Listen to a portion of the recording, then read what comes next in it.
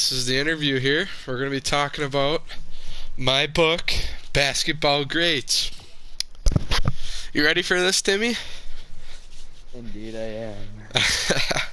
Alright. So the first player we read about in this story, well, it's not a story, it's just kind of biography about all of them. George Mikan. I don't even know where to start. His nickname was Mr. Basketball for about 20 years here in the early U.S. 6'11" giant, post God. He was, I think, a 3-time MVP. He had the most incredible post moves of his time. And he could stretch out and shoot the 3-ball. Well, there wasn't a 3-ball, but He could stretch out, I bet, huh? yeah, at the time he could really stretch out and shoot the outside shot, which wasn't very popular back then, as he had huge size and could just about do anything. His big size really did help, I think. Yeah, it did, 100%. The best part, he really, before Kareem, he heard of the sky hook and all, he really made the sky hook a very big part of the game, like it really did. You know what the sky hook is, right there, Timmy Bear? Yeah, he kind of made it known, you know? Yeah, like Nolan. Yeah. He actually could shoot the ball with both hands. And Timmy, kind of like our buddy Blake. yeah. And so Timmy, remember the grandma shot free throw? Yes.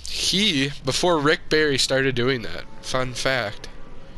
I did not know that. I didn't either until I read this. Our second player is maybe the most dominant player to ever see the planet Earth, Timmy. You know who I'm talking about? LaMelo Ball. Close. Wilton Norman Chamberlain. Norman? Whoa. That's his middle name. I'm reading full names today. Okay. He was, obviously his nickname is Wilt the Still. Just an absolute monster. The nice thing about Wilt Chamberlain is, he really described the word domination in the sport of basketball. He was maybe the most dominant player to ever see the floor. This guy from top to bottom, 7'1", just an absolute monster. And you really couldn't stop him. He's 7'1", he could jump about 50 inches in the air. It's unstoppable, especially back in the day from 1950 to 1970. It's unreal. Also, the first player to ever score 100 points in the game, and yet has still not been done to this day. Timmy, could you many for you? Thank you. He was just unbelievable.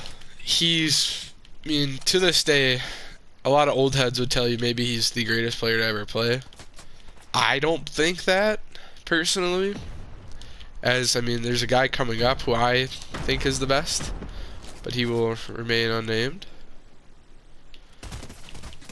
Who do you think that will be good then? I'm not gonna drop that right now. Where am I? So, Shit. Timmy, you can't swear. Timmy, can you name any of the teams he played for?